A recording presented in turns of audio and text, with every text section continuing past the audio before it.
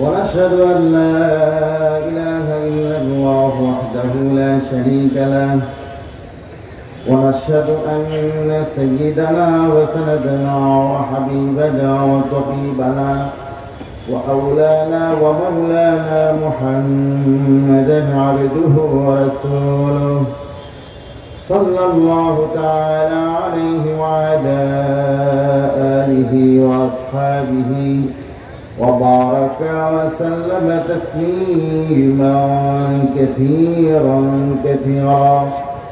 أما بعد فقد قال الله تبارك وتعالى في كلامه المجيد والفرقان الحميد: أعوذ بالله من الشيطان الرجيم. بسم الله الرحمن الرحيم. لقد من الله على المؤمنين إذ بعث فيهم رسولا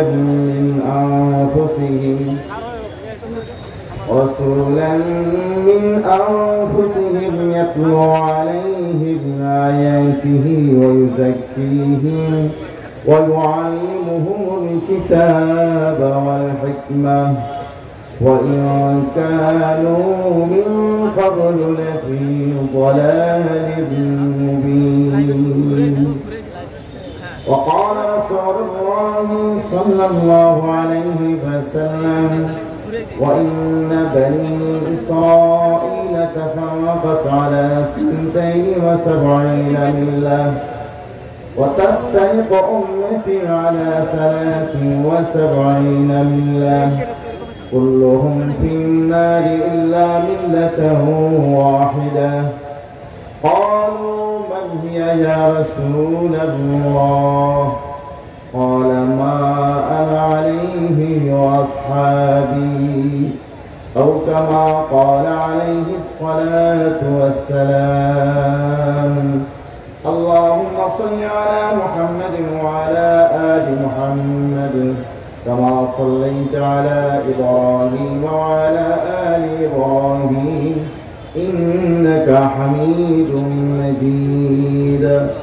اللهم بارك على محمد وعلى آل محمد كما باركت على إبراهيم وعلى آل إبراهيم إنك حميد مجيد. মুআজ্জাজ হাজিরিন, সম্মিলিত কওমি পরিষদ দিনাজপুরের উদ্যোগে আয়োজিত আজকের ইসলামী মহাসম্মেলনে আল্লাহ পাক রব্বুল আলামিন আমাদেরকে শরীক হবার তৌফিক এনায়েত করেছেন। এর জন্য আমরা সকলে আল্লাহ পাক রব্বুল আলামিনের শুকর আদায় করি, বলি আলহামদুলিল্লাহ। ওলামায়ে কেরাম, উম্মতের রাহবার, তারা এই ধরনের মাহফিলগুলো আয়োজন কেন করে? সারা জীবন লেখাপড়া ওলামায়ে কেরামের হক বাতিল নয়। কোনটা জান্নাতের পথ, কোনটা জাহান্নামের পথ,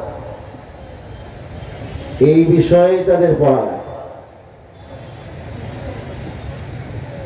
ওলামায়ে কেরাম জানেন কোন পথে চললে জান্নাতে যাওয়া যাবে, কোন পথে চললে জাহান্নামে যাবে।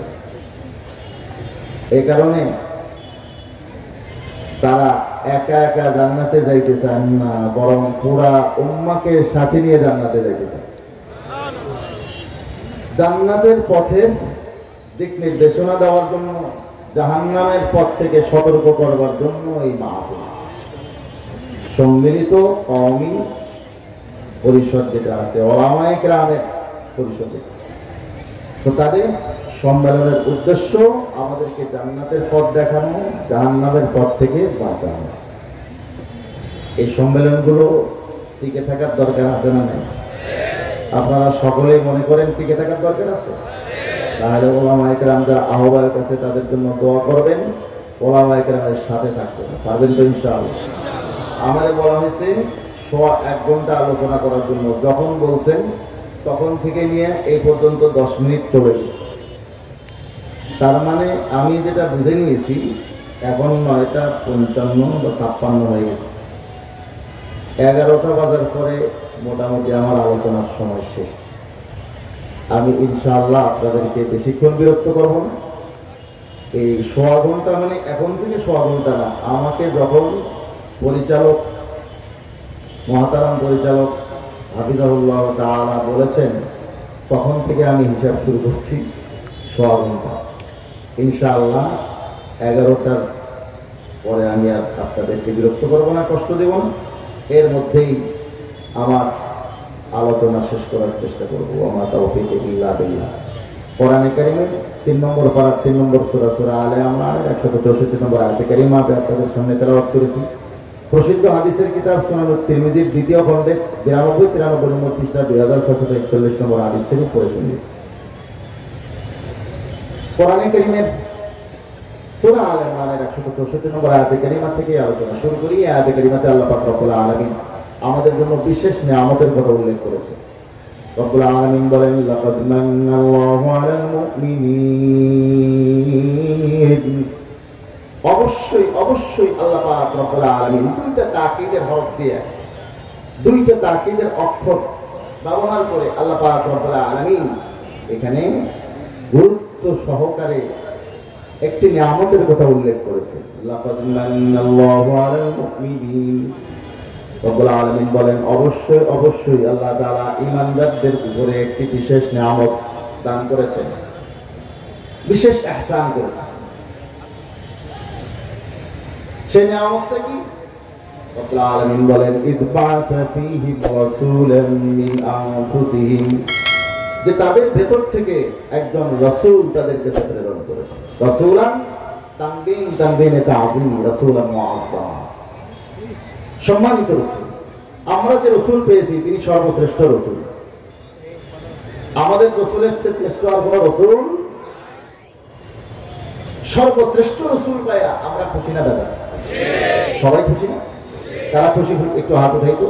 নারায়ে তাকবীর, নারায়ে তাকবীর। আল্লাহ তাআলা এই রাসূলের সাথে আমাদেরকে জান্নাতে থাকার তৌফিক দান করেন।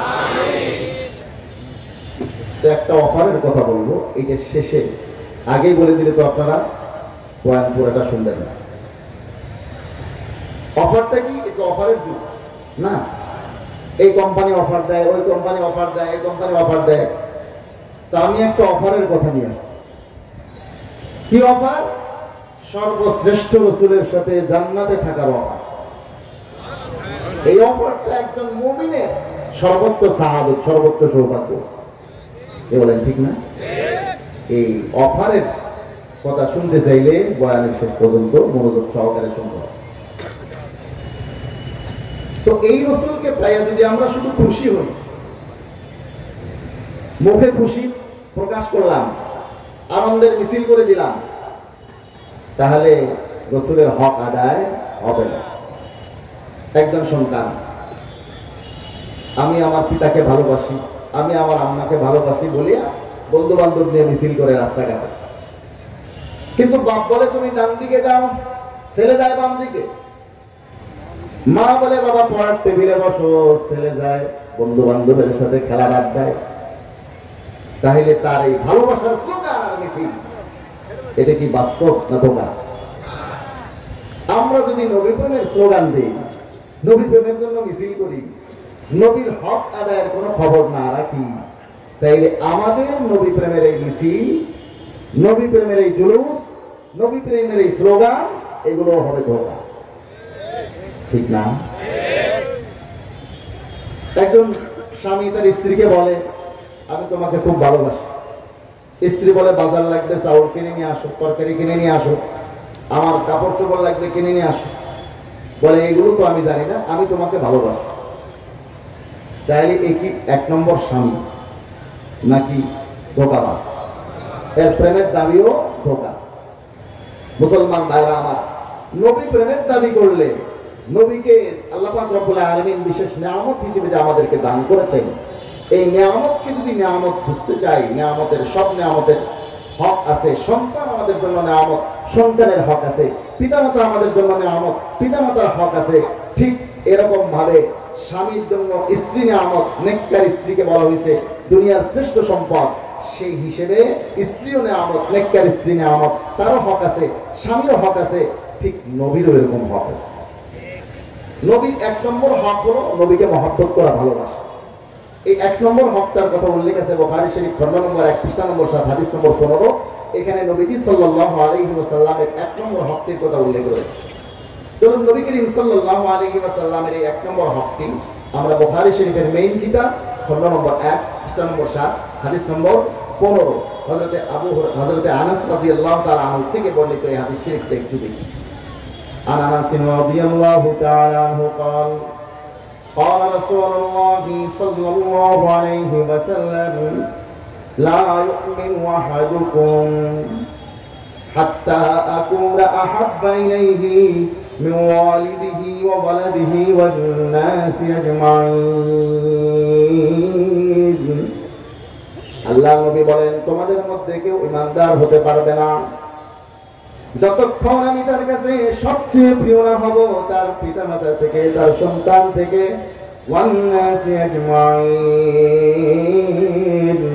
আর পৃথিবীর সমস্ত মানুষদের থেকে। তাইলে নবীজিকে ভালোবাসতে হবে পিতামাতার মতো না তার চেয়েও বেশি, সন্তানের মতো না তার চেয়েও বেশি। আমার আপনার এই দুনিয়াতে যত ভালোবাসার মানুষ আছে তাদের মতো না তার চেয়েও বেশি। নবী মুহাম্মদুর রাসূলুল্লাহকে যদি সবচেয়ে বেশি ভালোবাসতে না পারি, তাহলে আল্লাহর হাবিবের ভাষায় আমরা ঈমানদারি হতে পারবো না। এটা হলো নবীর 1 নম্বর হক। এই মহব্বতের ওয়াজ যদি শুরু করা হয়, তাইলে আমার যে টাইম আছে এখন এর ডবল টাইমও শেষ করা যাবে না। এটা আরেকদিন নবীজির দ্বিতীয় আরেকটা হক নিয়ে আমি আলোচনা করবো আজকে ইনশাআল্লাহ। 2 নম্বর হকটা নবীজি সাল্লাল্লাহু আলাইহি ওয়াসাল্লামের আকীদা, অর্থাৎ নবীর উপরে ঈমান। এই হকের কথা তো অজস্র জায়গায় কোরআন সুন্নাতে আলোচনা করা হয়েছে, উল্লেখ করা হয়েছে। বুখারী শরীফ খণ্ড নম্বর 1 পৃষ্ঠা নম্বর 6 হাদিস নম্বর 8, যেটা কিতাবুল ঈমানের প্রথম হাদিস। এই হাদিস থেকে আমি এই হকের কথা উল্লেখ করি, যেহেতু এটা সবার জানা আছে। এমন কোন মুসলমান নাই যেই মুসলমানের এই হাদিসের মর্মার্থ জানা নাই। তালেবে ইলমদের তো আছেই, ওলামায়ে কেরামের তো হিফজই আছে মতন সহ। আমি শুধুমাত্র আপনাদের সাথে মুযাকারা হিসেবে, ওয়াযাক্কির ফাইন্না যিকরা তানফাউল মুমিনিন হিসেবে আসলে উল্লেখ করছি। চলুন হযরত ইবনে ওমর রাদিয়াল্লাহু তাআলা আনহুমা বর্ণিত এই হাদিস শরীফটি সরাসরি কিতাব থেকে দেখি। قال رسول الله صلى الله عليه وسلم بني الإسلام على 5। ইসলামের বুনিয়াদ হলো 5টা।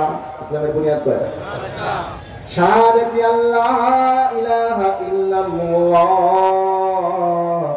ওয়া আন্না মুহাম্মাদার রাসূলুল্লাহ। 1 নম্বর বুনিয়াদ হলো এই কথার সাক্ষী দেওয়া আল্লাহ ছাড়া কোনো মাবুদ, ওয়া আন্না মুহাম্মাদার রাসূলুল্লাহ, আর মুহাম্মদ সাল্লাল্লাহু আলাইহি ওয়াসাল্লাম আল্লাহ তাআলা রাসূল। তাহলে নবীর 2 নম্বর হক হচ্ছে নবীর উপরে ঈমান রাখা, আকীদত রাখা। নবী মুহাম্মদুর রাসূলুল্লাহ সাল্লাল্লাহু আলাইহি ওয়াসাল্লামের উপরে যদি ঈমান না থাকে, নবীর মহব্বত যতই প্রকাশ করি, সে আর যাই হোক মুমিন হতে পারবে না। আবু লাহাব নবীজি সাল্লাল্লাহু আলাইহি ওয়াসাল্লামের মহব্বতে নিজের বান্দি সুহায়বাকে মুক্ত করে দিয়েছিল। কিন্তু এই 1 নম্বর হক আদায় করার পরে দ্বিতীয় হক আকীদতের প্রসঙ্গ যখন আসছে, ক্বালু লা ইলাহা ইল্লাল্লাহ মুহাম্মাদুর রাসূলুল্লাহ তুফলিহু, এই সকলেই তোমরা লা ইলাহা ইল্লাল্লাহ মুহাম্মাদুর রাসূলুল্লাহ বড় কামিয়াব হয়ে যাবে। নবীজি সাল্লাল্লাহু আলাইহি ওয়াসাল্লাম এই দাওয়াত দেওয়ার পরে আবু লাহাব এই দ্বিতীয় হক থেকেই কেটে পড়েছে। প্রথম হক তাকবীরের সাথে আদায় করলো, দ্বিতীয় হকে শেষ। আমরা আবু বকরের মতো নবীকে ভালোবাসতে চাই, আবু লাহাবের মতো নয়। কাজেই শুধুমাত্র নবীর মহব্বতের স্লোগান নয়, নবীর উপরে ঈমান রাখতে হবে।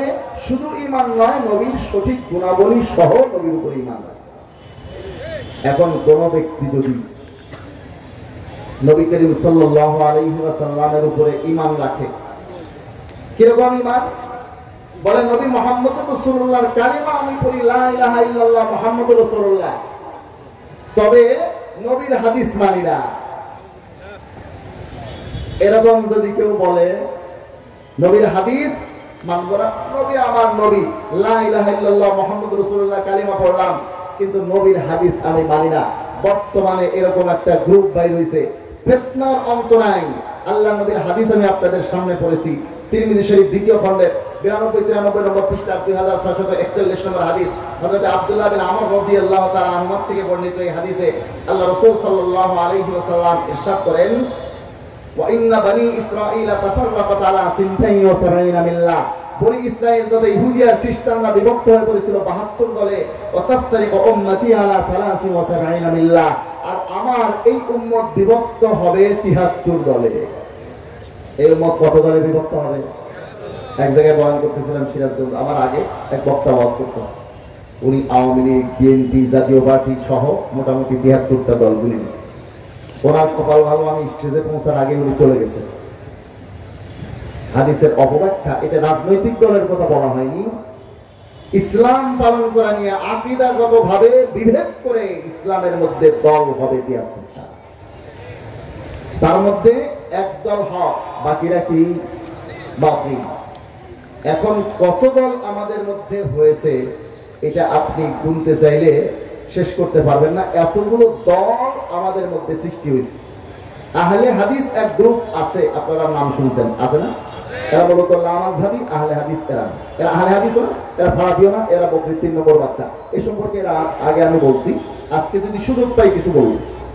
আহলে কোরআন নামে নতুন একটা ফেরকা বাইর হইছে। কি নামে? আহলে কোরআন। এরা বলে আমরা আসল কোরআন মানি। এখন একজন মুসলমান যখন এই স্লোগান শুনে আসলে আমরা কোরআন মানি, তখন সে মনে করে হ্যাঁ মুসলমানের কোরআন তো মানাই উচিত। এরা তো আর জানে না এই স্লোগানের মধ্যে কি মারাত্মক চক্রান্ত রয়েছে। মুসলমান ভাইরা আমার, যারা বলে তারা কোরআন মানে, আসলে আমরা কোরআন মানি, নিজেদের নাম দিয়েছে আহলে কোরআন, এরা মূলত মুসলমান না, এরা মুসলমান না, এরা মুসলমান না, এরা কাফের, এরা কাফের, এরা কাফের। আহলে কোরআন যারা নিজেদেরকে বর্তমানে নব্য আহলে কোরআন পরিচয় দিচ্ছে, ইউটিউব, ফেসবুক, আরো যত রকম চ্যানেল আছে, এগুলোতে তারা রীতিমতো প্রচার করে তাদের এই দাওয়াত বহু মানুষের কাছে পৌঁছে দিয়েছে। সিরাজগঞ্জ সদরের এমপি ছিলেন এই কয়েকদিন আগে, যেই দল চলে গেল আর কি, ওনাদের একজন মহিলা এমপি। উনি কিরকম জানি না, তবে ওনার ভাই পাক্কা আহলে কোরআন, সেখানে আহলে কোরআনদের বিরুদ্ধে সমাবেশ মাহফিল ছিল। মাহফিলে স্টেজে পর্যন্ত আমরা উঠতে পারি নাই, মসজিদে বয়ান করে চলে আসতে হয়েছে। তাদের জোরটা কোথায় চলে গেছে দেখছেন? মানুষকে সরলমনা মানুষকে ধোঁকা দেয়, আসলে আমরা কোরআন মানি, আলো কোরআনের আলো ঘরে ঘরে যাবো। এটা হলো মুখের কথা, আর অন্তরের কথা হলো আমরা হাদিস মানি। হাদিসকে সরাইতে চায় কেন? ছোটবেলায় একটা কবিতা পড়ছি আমরা, বাপুরাম সাপুরে কোথা যাস বাপুরে, আয় বাবা দেখে যা দুটো সাপ রেখে যা, যে সাপের চোখ নেই, শিং নেই, নখ নেই, ছোটে না কো হাঁটে না, কাউকে যে কাটে না, করে না কো ফুসফাস, মারে না কো ঢোসডাস, নেই কোনো উৎপাত, খায় শুধু দুধ ভাত, সেই সাপ জানতো গোটা দই আনতো, তেরে মেরে ডান্ডা করে দিয়ে ঠান্ডা। বলছেন না কবিতা? এই কবি কেমন সাপ চায়? বলে এমন সাপ যে সাপের চোখ নাই, যে সাপের নখ নাই, যে সাপের শিং নাই, যে সাপ ছোটে না, হাঁটে না, কাউকে কাটে না, ফুসফাস করে না, দুর্দাস মারে না, বলে সেই সাপ জানতো গোটা দুই আনতো, তেরে মেরে ডান্ডা করে দেই ঠান্ডা। এরকম সাপ চাইতেছে 2-4টা, কেন?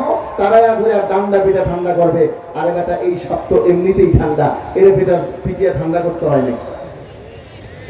এই আহলে কোরআন আহলে হাদিস একদল বাদ দিছে ইজমা কোরআন, ইজমা এবং কিয়াস, সাথে সাথে কোরআনের নামটাও তারা বলে না, তারা রাখছে শুধু হাদিস।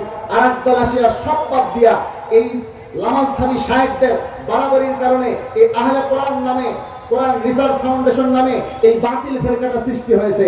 হুমকি আছে তাদের পক্ষ থেকে, আমার তোমরা আমাদের কি করবা?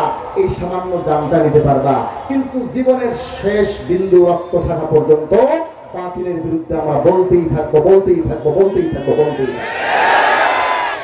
ইনশাআল্লাহ একজন দেওবন্দি সন্তান থাকতে, আছেন নানদবীর একজন রুহানি সন্তান, কোন আলেম, কোন তালেব ইলম থাকতে, তোমরা আমাদের দেশের মুসলমানকে বেঈমান বানাইতে পারবা না, পারবা না, পারবা না। এগুলো হচ্ছে নেট স্রোতে বোকা। এরা একদল এইটা বাদ দিছে, আর একদল ওইটা বাদ দিছে, আর একদল ওইটা বাদ দিছে। বাদ দিয়ে দিয়া মাইনাস ফর্মুলাতে যাইয়া ইসলামকে এখন বাপুরাম সাপুরের সাপ বানিয়ে দিয়েছে। কেন বাদ দিতে চায়? বাদ দিতে চায় এই জন্য হাদিসের মধ্যে আপনারা জানেন, যারা হাদিস পড়েছেন তালেবে ইলম ওলামায়ে কেরাম সবাই, হযরত সালমানে ফারসিকে এক ইহুদি জিজ্ঞাসা করেছিল, তোমাদের নবী মুহাম্মদ তো পেশাব পায়খানা করার নিয়মও শেখায়, প্রশ্ন করেছিল না? হযরত সালমানে ফারসি রাদিয়াল্লাহু তাআলা আনহু বলেছেন, আজাল, কেন শেখাবেন না? কেন শেখাবেন না? সুন্নত তরিকায়, সঠিক তরিকায় মানুষের মতো পেশাব পায়খানা করতে চাইলে তো শিখতে হয়। গরু ছাগলের মতো জীবন যাপন করার জন্য তো কিছুই শেখার দরকার নেই। উলাইকা কাল আনআমি বাল হুম আদাল্লু উলাইকা হুমুল গাফিলুন। এই চতুষ্পদ জন্তুর মতো চলতে তো কিছুই শেখার দরকার নাই। হাটহাজারী মাদ্রাসার প্রসঙ্গ কথায় কথা আসে হিসেবে উল্লেখ করছি।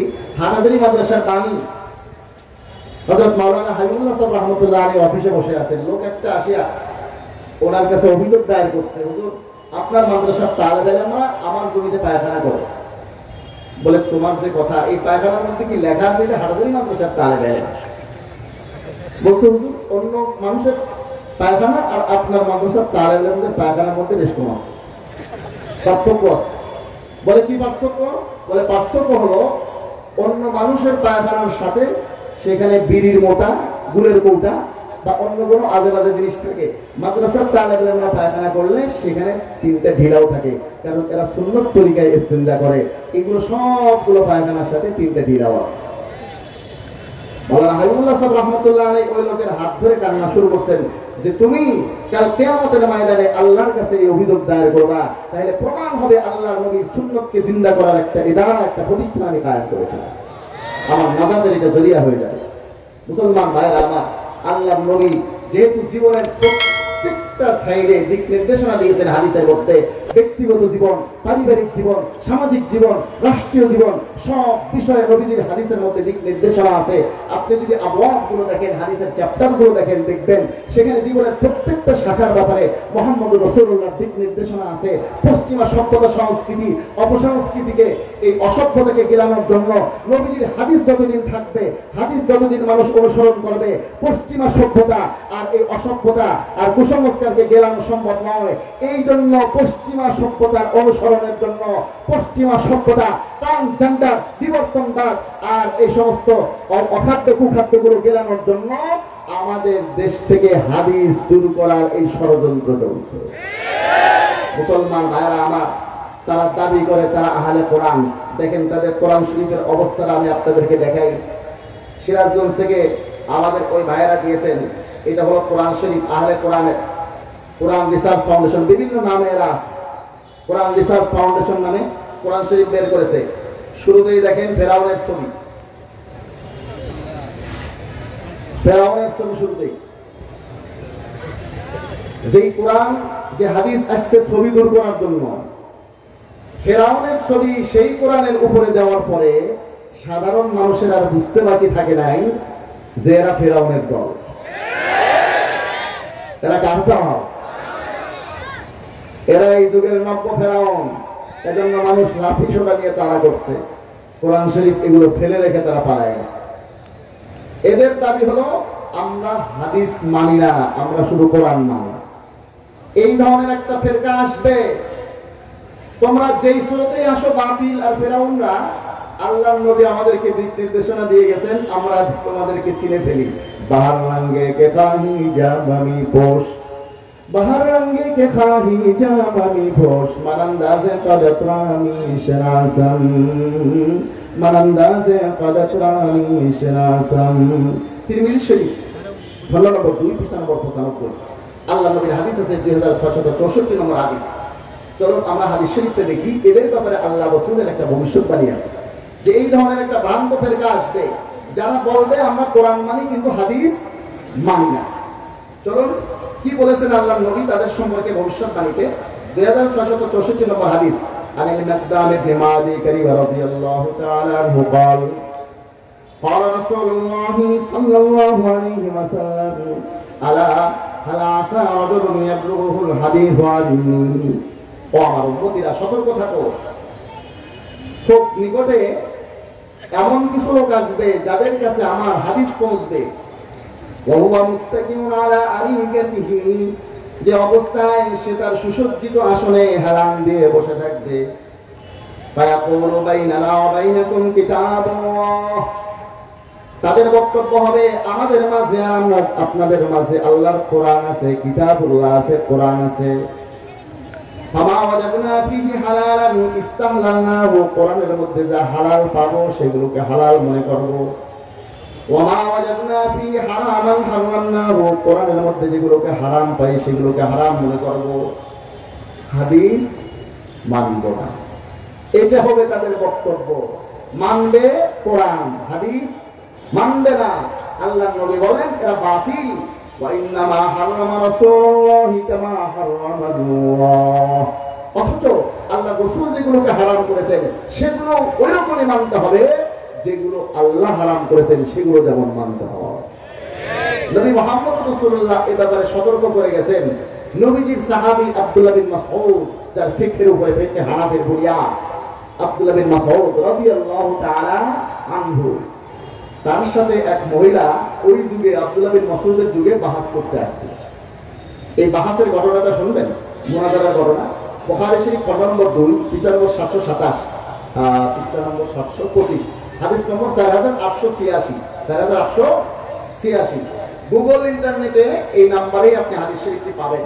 বুখারী শরীফ খণ্ড নম্বর 2 পৃষ্ঠা নম্বর 725, হাদিস নম্বর 4886। এটা হলো গুগল ইন্টারনেটের নাম্বার।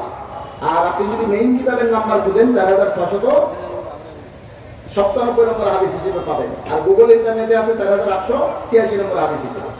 আন আব্দুল্লাহ রাদিয়াল্লাহু তাআলা আনহু قال, আব্দুল্লাহ বিন মাসউদ রাদিয়াল্লাহু তাআলা আনহু বলেন, লানাল্লাহু ওয়াশিমাতি ওয়া মুতাওয়াশিমাত, আল্লাহ তাআলার অভিশাপ ওই সমস্ত মেয়েদের উপরে, আল ওয়াশিমা, যারা অন্যের শরীরে উল্কি অঙ্কন করে দেয়। উল্কি বুঝেন? ট্যাটু, ট্যাটু খোদাই করে নাম লেখে, ডিজাইন করে, বুঝেন না? ট্যাটু। এই যে আপনার বিউটি পার্লার গুলো আছে না, পার্লার যেগুলো আবিষ্কার হয়েছে, এই পার্লার লাগে এখন মানুষের সুসজ্জিত হইতে। আল্লাহ তাআলা হেফাজত করেন। পার্লারে কি হয় না হয়, আবার পার্লার ওয়ালা খেপে যাবে আমার উপরে, এমনি তো শত্রু অভাব নেই। এই পার্লার গুলোতে এই সমস্ত ফালতু এবং অনিসলামিক কাজকর্মগুলো হয়। আল্লাহ নবীর হাদিস বলেছেন হযরত আব্দুল্লাহ বিন মাসউদ, যে যারা অন্যের শরীরে উল্কি ট্যাটু অঙ্কন করে দেয় এই সমস্ত মহিলাদের উপর আল্লাহর অভিশাপ। ওয়াল মুতাওয়াশিমা, যারা উল্কি অঙ্কন করে নেয় তাদের উপর অভিশাপ। ওয়াল মুতানান্নিসা, যে সমস্ত মেয়েরা ভুরু উপড়াইয়া ফেলে, ভুরু উপড়াইয়া ভুরুর চুল উপড়ে সৌন্দর্য বর্ধনের চেষ্টা করে, ভুরু ব্লক করে। ওয়াল মুতাফাল্লিজাতি লিল হুসনি, যে সমস্ত মেয়েরা সৌন্দর্য বৃদ্ধির জন্য নিজের দাঁতগুলোর মধ্যে ফাঁসা সৃষ্টি করে। আল মুগায়্যিরাতি খালকাল্লাহ, যারা আল্লাহর সৃষ্টির মধ্যে পরিবর্তন করে। এই যে ট্রান্সজেন্ডারও এর অন্তর্ভুক্ত। আল্লাহ তাআলা বানাইছে পুরুষ, সে হতে চায় মহিলা। আল্লাহ তাআলা বানাইছেন মহিলা, সে হবে পুরুষ। এই ধরনের ট্রান্সজেন্ডার, তারপরে সমকামিতা, এগুলো সবগুলো আল মুগায়্যিরাতি খালকাল্লাহর অন্তর্ভুক্ত। আল্লাহ তাআলা হেফাজত করেন। এই ধরনের কাজকর্ম যারা করে তাদের উপরে আল্লাহর অভিশাপ। ফাবালাগা যালিকা ইমরাতাম মিন বনি আসাদ, হযরত আব্দুল্লাহ বিন মাসউদের এই হাদিস বনু আসাদ গোত্রের এক মহিলার কাছে পৌঁছে গেল। ইউকালু লাহা উম্মু ইয়াকুব, যেই মহিলাকে উম্মে ইয়াকুব নামে ডাকা হতো, এই মহিলার কাছে এই হাদিস পৌঁছে গেল। ফাজাআত ফাকালাত, ওই মহিলা দৌড়ে আসছে আব্দুল্লাহ বিন মাসউদের সাথে মুনাজারা করার জন্য। এসে বলে, ইন্নাহু বালাগানি আন্নাকা লাআনতা কাইতা ওয়া কাইতা, ও আব্দুল্লাহ বিন মাসউদ, আমার কাছে খবর পৌঁছেছে আপনি এই গুণের মেয়েদেরকে অভিশাপ দিয়েছেন। ফাকালা, তখন আব্দুল্লাহ বিন মাসউদ তার উত্তরে বললেন, ওয়া মা লিলা আনানু মান লানা রাসূলুল্লাহ সাল্লাল্লাহু আলাইহি ওয়াসাল্লাম, আমি কেন তাদেরকে অভিশাপ দিব না যাদেরকে আল্লাহর রাসূল অভিশাপ দিয়েছেন। ওমান হুয়া ফি কিতাবিল্লাহ, আর যার অভিশাপের কথা আল্লাহর কোরআনে আছে, আল্লাহর নবী আল্লাহর রাসূল তাকে অভিশাপ দিয়েছেন, যার অভিশাপের কথা আল্লাহর কোরআনে আছে, আমি তাদেরকে কেন অভিশাপ দিব না। ফাকালাত, তখন ভদ্র মহিলা বলে, আপনি জানেন কার সাথে কথা বলছেন? আপনি কি জানেন কার সাথে কথা বলছেন? আমি তো হাফেজে কোরআন, আমি হাফেজা। লাকাদ ক্বারাতু মা বাইনাল লাওহাইন, কোরআনের দুই মনাবের মধ্যে যত আয়াত আছে সব আয়াত আমি পাঠ করেছি। ফামা ওয়াজাদতু ফীহি মা তাকুল, আব্দুল্লাহ বিন মাসউদ আপনি যা বললেন আমি কোরআনের মধ্যে তা পাই নাই। কোরআনের মধ্যে তো এরকম কোন আয়াত নাই যেখানে ওয়াসিমাত, মুতাওয়াসিমাত, মুতানাম্মিসাত, মুতাফাল্লিজাত এই সমস্ত মেয়েদেরকে অভিশাপ দেওয়া হয়েছে, এরকম কোন আয়াত তো পাই নাই। আপনি কোত্থেকে বলেন এগুলো? ক্বালা লা ইন কুনতি ক্বারাতিহি লাকাদ ওয়াজাদতি, আব্দুল্লাহ বিন মাসউদ বলেন, অভদ্র মহিলা, তুমি কি আসলে হাফিজা? তুমি কি আসলে পুরা কোরআন পড়েছো? যদি তুমি কোরআন পুরাটা পড়তে অবশ্যই এটা পেয়ে যেতে। আমা ক্বারাতি, তুমি কি পড়ো নাই এই আয়াত?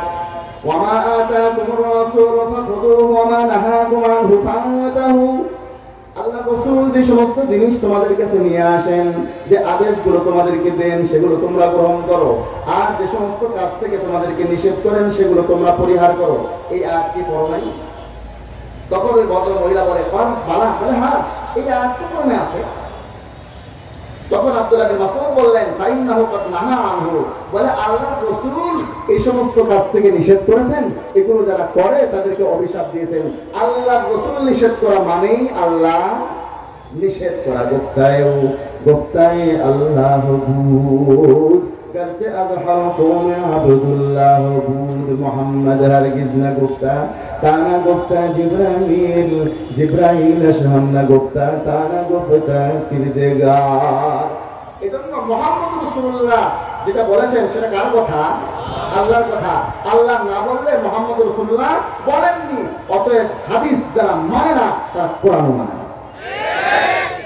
আহলে কোরআনরা বর্তমানের নব্য আহলে কোরআন যারা আছে, যারা বলে তারা কোরআন মানে হাদিস মানে না, এরা কাফের হওয়া, এরা মুসলমান না হওয়া। দেখেন এই সমস্ত ফিতনা সম্পর্কে আপনারা হয়তো বলতে পারেন দিনাজপুরে এই ফিতনা আসে নাই, আমাদের জেনে লাভ কি? করোনা ভাইরাস কাউকে বইলে বইয়া আসে না। এগুলো ফিতনার ভাইরাস, এমন ভাইরাস যেগুলো আমার আত্মীয় স্বজনকে ধরতে পারে, আপনার আত্মীয় স্বজনকে ধরতে পারে, প্রতিবেশীকে ধরতে পারে। এই ভাইরাসগুলো আসলে তো ঈমানই থাকবে না। মুসলমান ভাইরা আমার, আহলে কোরআন যারা বলে তারা কোরআন মানে হাদিস মানে না, তারা মুসলমান না হওয়ার কারণ হলো তাওহীদের রিসালাত। তারা আমার আপনার নবীকে রাসূল হিসেবে বিশ্বাস করে না, রাসূল হিসেবে ঈমান রাখে না। তারা মনে করে নবী হইল ডাকপিয়ন, নবীকে ডাকপিয়নের মতো মনে করে। নবীর উপরে নবী হিসেবে, রাসূলের উপরে রাসূল হিসেবে ঈমান না রাখলে সে মুমিন হতে পারবে না, মুসলমান হতে পারবে না, সে কাফের, সে কাফের, সে কাফের। এখন তারা নবীকে ডাকপিয়ন মনে করে। এটা আমি কেমনে বললাম? দেখেন একজন ডাকপিয়ন আপনার কাছে চিঠি নিয়ে আসছে, ডাকপিয়ন বলল চিঠির মধ্যে যা লেখা আছে সেটা আপনি করবেন অবশ্যই। এই অধিকার কি ডাকপিয়নের আছে? ডাকপিয়নের দায়িত্ব হলো চিঠিটি পৌঁছে দেওয়া। চিঠির মধ্যে কি আছে না আছে সেটার সাথে ডাকপিয়নের কোনো সম্পর্ক নাই। একজন ডাকপিয়ন আপনার কাছে চিঠি নিয়ে আসছে, চিঠির মধ্যে আপনি খুলে দেখেন একেবারে শুরু থেকে শেষ পর্যন্ত আপনার 14 গোষ্ঠী উদ্ধার করে একজন গালি দিয়েছে, গালিগালাজ করে চিঠি লিখছে। আপনি চিঠিটা পড়া মাত্রই ডাকপিয়নের নাকের উপরে ঘুষি দিয়ে নাকটা ফাটাই দিলেন। কাজটা কি ঠিক করছেন? এই চিঠি কি ডাকপিয়ন লিখছে? চিঠি ডাকপিয়ন লেখেনি, ডাকপিয়নের সাথে চিঠির কোনো সম্পর্ক নাই। সে শুধু পৌঁছে দিয়েছে। নাক ফাটাইতে হলে তার ফাটাইতে হবে যে চিঠি লিখছে। আর একটা চিঠি আনছে ডাকপিয়ন। এই চিঠিটা খুলে আপনি দেখেন আপনার এক বন্ধু লিখছে, দোস্ত আগার যা তলবে যাবাতু বখশাম আজ জাসে আজিজ আতবু আবাতু বখশাম। বলে বন্ধু তুমি আমার জীবনের চেয়েও প্রিয়, তুমি যদি বলো আমি জীবনও দিতে পারি, জীবনের চেয়ে বেশি প্রিয় জিনিস যদি চাও তাও তোমার জন্য দিতে পারি। একেবারে কলিজা ঠান্ডা করে প্রেমপত্র লিখছে আপনার একজন কেউ, আপনার প্রিয় ব্যক্তি প্রেমপত্র লিখছে, চিঠি শুরু থেকে শেষ পর্যন্ত পড়ে আপনি এরকমই গলে গেছেন। ডাকপিয়নকে আপনি নগদ হাতিয়ে দিয়েছেন, দিনাজপুর শহরের সবচেয়ে ভালো হোটেলে নিয়ে গিয়ে নাস্তা করাইছেন, কিছু গিফট আইটেমও কিনে দিয়েছেন। কাজটা কি এবারও ঠিক করছেন? এবারও কাজ ঠিক হয়নি। এই সব কিছু পাওয়ার অধিকার ডাকপিয়নের না, যে চিঠি লিখছে আপনার সেই প্রেমাস্পদ পদের অধিকার। এগুলো মুসলমান ভাইরা আমার যে সমস্ত ভাইরা এখন দাবি করছে তারা কোরআন মানে হাদিস মানে না, তারা মনে করে নবীর দায়িত্ব কোরআন শুধু পৌঁছে দেওয়া, হাদিস এটা নবীর দায়িত্ব না, কোরআনের ব্যাখ্যা করা নবীর দায়িত্ব না, এজন্য কোরআন মানবো হাদিস মানবো না। এরকম যারা বলে তারা রাসূলকে ডাকপিয়নের মতো মনে করে, তারা রাসূলের উপরে রাসূল হিসেবে ঈমান রাখে না। অতএব তারা কাফের, তারা কাফের, তারা কাফের, তারা মুসলমান না। মুসলমান ভাইরা আমার, আমি আকায়েদ নিয়ে কথা বলতেছি, মাসাইল নিয়ে তো অনেকদিন বললাম। আকায়েদুল ইসলাম, হাকায়েতুল ইসলাম। ইসলামের আকীদা হলো ইসলামের হাকিকত। এই যে মানতিকিরা বলে ইনসানের হাকিকত হলো হায়ওয়ানের নাতে। আপনি এখানে হায়ওয়ানের নাতেকের জায়গায় সাহেল বলবেন, এটা ঘোড়া হয়ে যাবে। নাহেক বলবেন, এটা গাধা হয়ে যাবে। কথা ঠিক না? হাকিকত চেঞ্জ। গাধা লবণের খনির মধ্যে পড়েছে, লবণ হয়ে গেছে, পাক থাকবে না, না পাক হবে, পাক হয়ে যাবে। এখন তো সে লবণ, হাকিকত চেঞ্জ হয়ে গেছে। মুসলমান ভাইরা আমার, ইসলামের আকায়েদগুলো হলো ইসলামের হাকিকত। আকীদা যদি ঠিক না থাকে, আপনার নামাজ, দোয়া, তাহাজ্জুদ, তেলাওয়াত সবকিছু ঠিক আছে, আকীদা ঠিক নাই।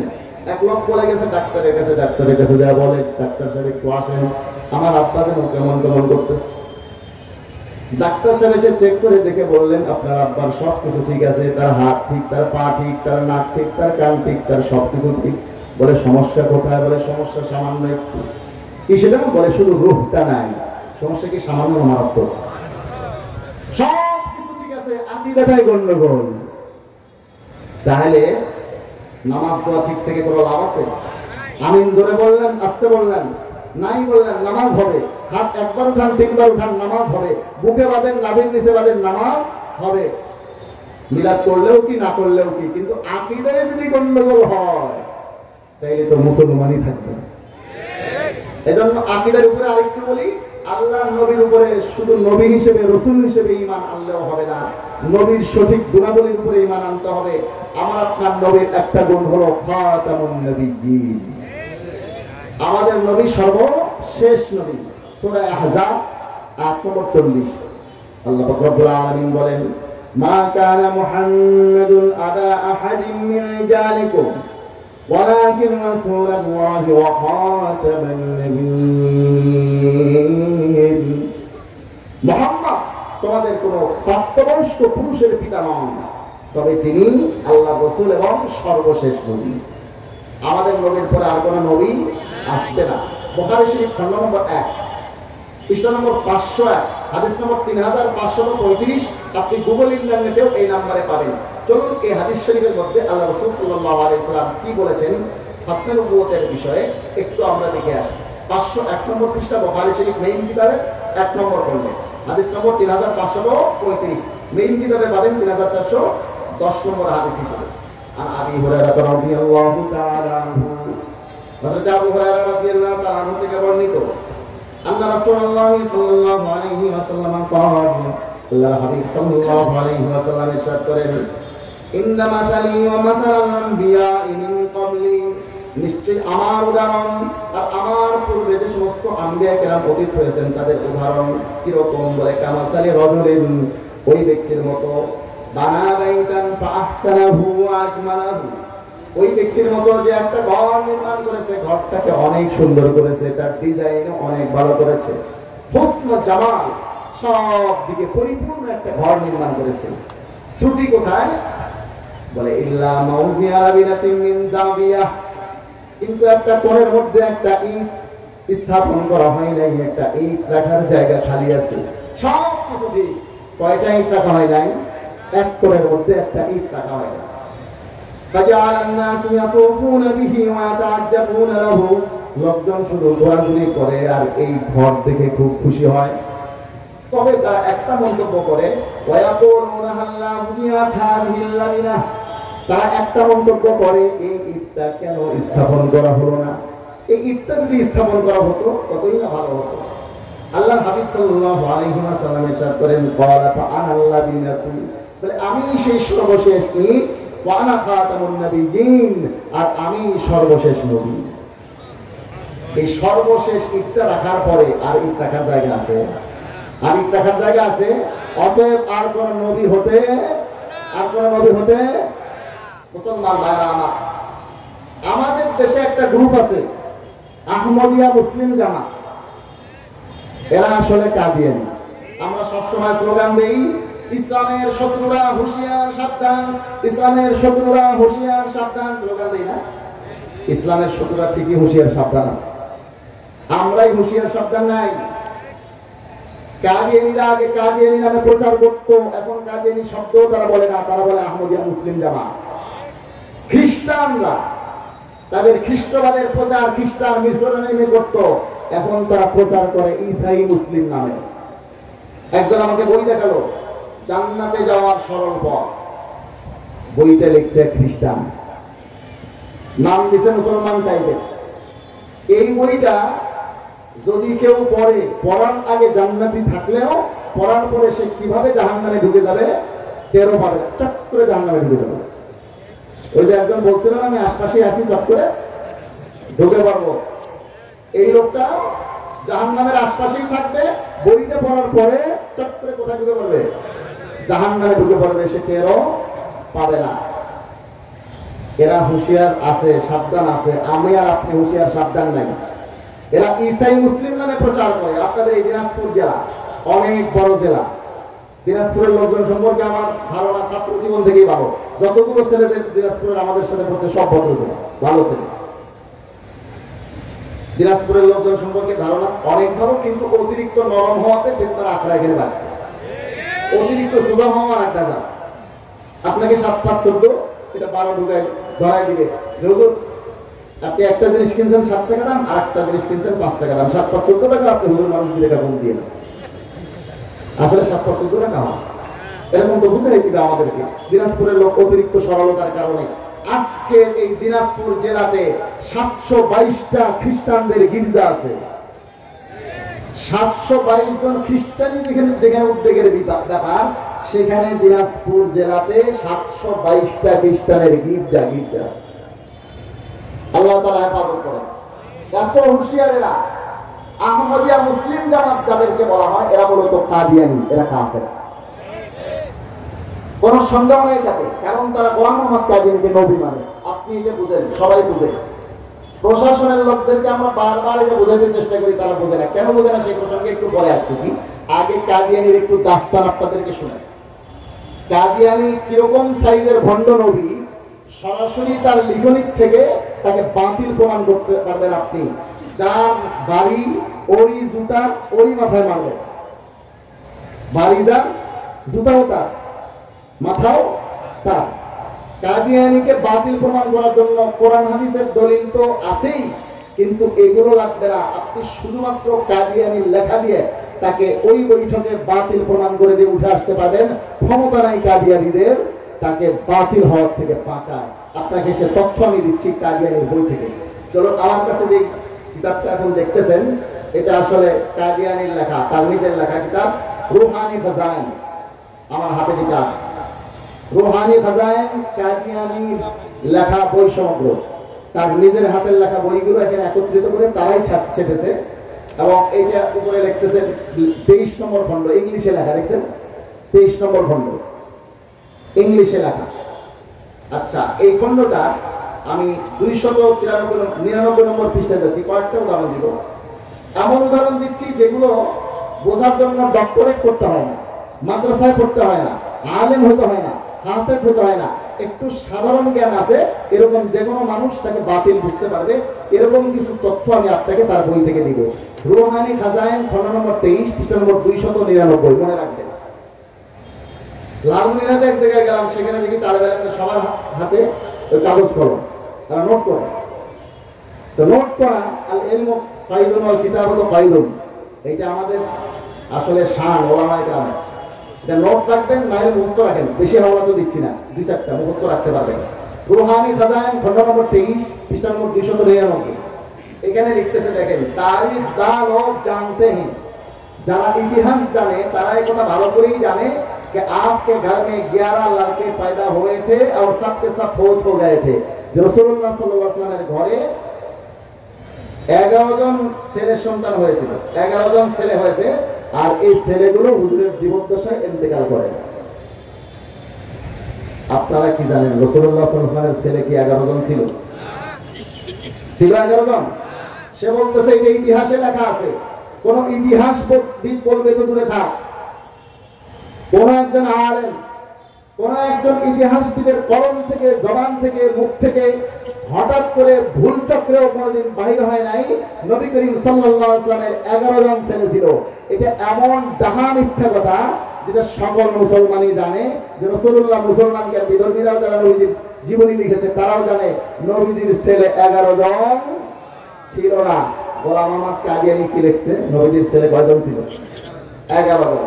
চলেন এই বইটা 566 নম্বর পৃষ্ঠায়, ঠিক রুহানি খাজাইন 23 নম্বর খণ্ড, পৃষ্ঠা নম্বর 465। এখানে লিখতেছে तारीख को देखो, इतिहास देखें कि हज़रत सल्लल्लाहु अलैहि वसल्लम वही एक यतीम लड़का था।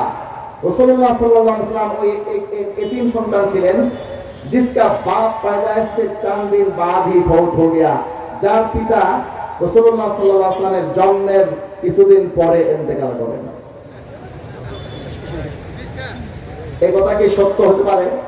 ভুলেও কেউ লিখছে কোনো জায়গায় ইতিহাসে, কিন্তু গোলাম আহমদ কাদিয়ানী বলতেছে ইতিহাসবিদরা এই কথা ভালো করেই জানে রাসূলুল্লাহ সাল্লাল্লাহু আলাইহি ওয়াসাল্লাম ওই এতিম ছেলে ছিলেন যার পিতা তার জন্মের কিছুদিন পর ইন্তেকাল করেন। হুজুরের পিতা হুজুরের জন্মের আগেই ইন্তেকাল করেছেন, সেই লেখক কিছুদিন পরে ইন্তেকাল করছে। এটা এমন ডাহা মিথ্যা কথা যার সপক্ষে কোন ধরনের ভুল ভ্রান্তি করে লিখছে যে এরকম কোনো ইতিহাস নাই। চলেন গোলাম আহমদ কাদিয়ানী রুহানি খাজাইন খণ্ড নম্বর 3 পৃষ্ঠা নম্বর 140, এখান থেকে একটা উদ্ধৃতি দেখেন। 140 নম্বর পৃষ্ঠা, এখানে লিখতেছে 3 নম্বর খণ্ডে রুহানি খাজাইন খণ্ড নম্বর 3 পৃষ্ঠা নম্বর 140। এখানে লিখতেছে और मैंने कहा कि 3 शहरों का नाम एजाज के साथ कुरान शरीफ में दर्ज किया गया है। যে আমি বলছি যে 3টি শহরের নাম বড় সম্মানের সাথে কোরআন শরীফে উল্লেখ রয়েছে, মক্কা আর মদিনা আর কাদিয়ান।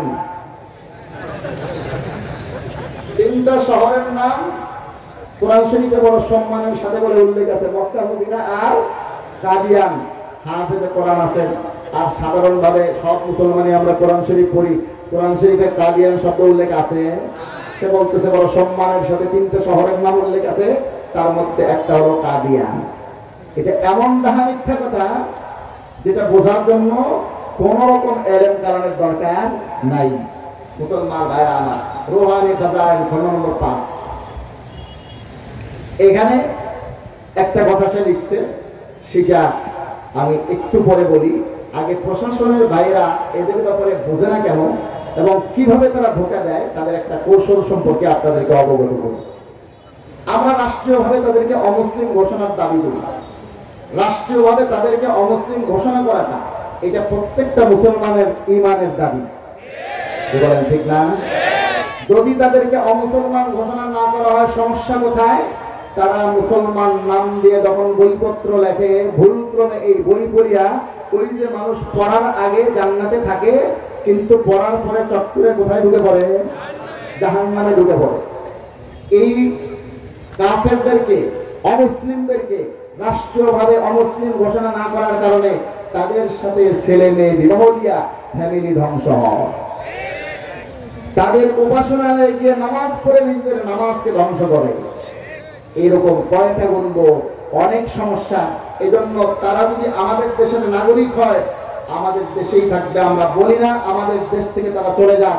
যেরকম খ্রিস্টানরা আমাদের দেশের নাগরিক হলে আমাদের দেশেই থাকবে, ইহুদিরা আমাদের দেশের নাগরিক হলে আমাদের দেশেই থাকবে, বৌদ্ধরা আমাদের দেশের নাগরিক হলে আমাদের দেশেই থাকবে, হিন্দুরা সব ধর্মাবলম্বীরা আমাদের দেশের নাগরিক হিসেবেই থাকবে। মুসলিম পরিচয়ে না, তাদের নিজস্ব ধর্ম পরিচয়ে, নিজস্ব ধর্ম পরিচয়ে, মুসলিম পরিচয়ে তাদের এদেশে থাকার কোনো অধিকার নাই। ঠিক কাদিয়ানীরা আমাদের দেশের নাগরিক হলে আমাদের দেশেই থাকবে।